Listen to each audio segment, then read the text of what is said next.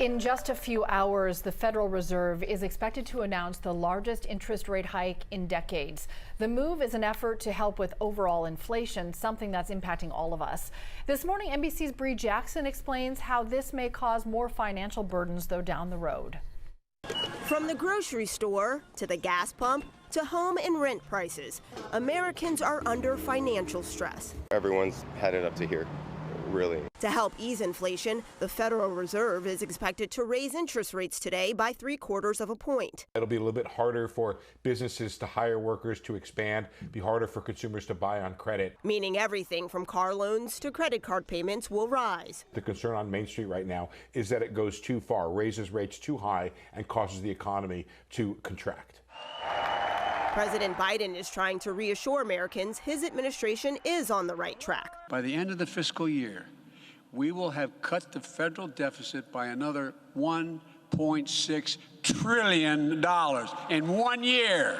The president blaming higher prices in part to Russia's war in Ukraine and the GOP for blocking his plan to fight inflation. The problem is, Republicans in Congress are doing everything they can to stop my plans to bring down costs on ordinary families. But Republicans point to massive COVID-19 spending and other Democrat-backed policies. It's time for the Biden and the Democrats to wake up and realize nothing is free.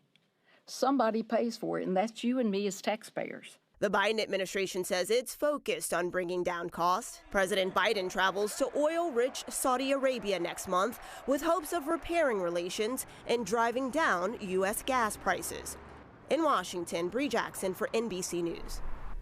Consensus is building for a 75 basis point Fed rate hike. Bill Ackman says 100 basis points would be better, while Jeff Gundlach goes one step further, a few steps further, and urges Powell to take rates to 3% in one go. Let's get to Mike McKee, Bloomberg International Economics and Policy Correspondent, for more on what to expect from today's Fed decision. I don't think we think that 3% is on the cards, Mike, but take us through the expectation. Yeah, I don't think 3% is in the cards, but isn't this fun, Anna? I mean, it's been a very long time since the decision itself mattered. Usually we talk about what's to come and the statement, but in this case, we aren't really sure, although there is a feeling in the markets, and the markets have repriced, that the Fed will do 75. It was locked in to be 50 until Monday, when a series of media stories reported 75 is on the table, and markets priced in 75 basis points for this move. And then look at that top line there. Markets have already priced in another 75 for July. Now, this doesn't mean the future guidance is irrelevant, because everybody's going to want to know if that July move is ratified by the dot plot. When you take a look at the dot plot now and you see what the Fed was proposing at its last meeting, the last time in March when they released a dot plot and forecasts, you can see the lower line there is where the market thought the Fed would be. Now the white line up top is where they think they should be. So on the left-hand side, a lot of room between where they are and where the market wants them to go. And then on the 2023 dot, what's the terminal rate? How high do they think they have to go? That's going to be one of the key questions everybody is watching today. Is there a risk of inflation? I think there's a small risk, and I think it's manageable. I don't anticipate that inflation is going to be a problem, but it is something that we're watching very carefully. Was it a mistake, Madam Secretary, to downplay this inflation risk? Did that contribute to the problems we're all seeing right now? Well, look, I think I was wrong then about the path that inflation would take. As I mentioned, there have been unanticipated and large shocks to the economy that have boosted energy and food prices and supply bottlenecks that have affected our economy badly, that I at the time didn't fully understand. But we recognize that now. The Federal Reserve is taking the steps that it needs to take. It's up to them to decide what to do.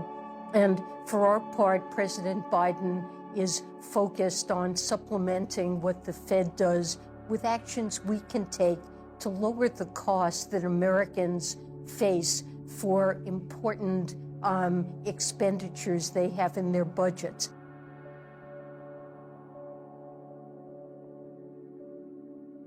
Look, I'm not going to comment on the Fed's policies. Chair Powell has made clear that he has every intention and believes, as I would, that the Fed has the tools to bring inflation down, and that's his focus. You know, the Fed has a dual mandate. The economy is, I think it's fair to say, operating at full employment with the strongest job market in generations. Inflation's too high, and it's got to be brought down. Well, the reason they're talking about inflation or deflation is because way back when I was in the 70s, a true capitalist would let a business fail. Okay, understand that capitalism, according to Schumpeter, is that capitalism destroys inefficient companies. The reason inflation is going to wipe out people is because the average person is a consumer. But that's because Biden and company and the Fed are protecting the bankers. So that's why I feel for the working class people. I think it's criminal that our school system is part of Marxism. There's no financial education in schools, and it's not a mistake.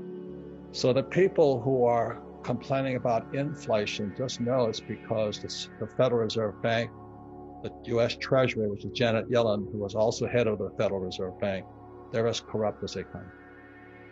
My market crash philosophy that I follow every time a time like this comes, and I don't believe a time like this is going to come for another 20 to 40 years, maybe not even in my lifetime, because the perfect storm of what's going on today with how COVID came and we were asked to stay home, but money was sent home. We printed trillions of dollars of money, and a lot of it went to the rich. Some guys went from being worth $20 billion to $300 billion. Some went from being worth $1 million to $300 million. And then some of them are going to be corrected today. And then, you know, at the same time, the inflation, gas, Ukraine, Afghanistan, there are so many different things that are hitting at the same time, 128-month economic expansion, that we're being affected by. And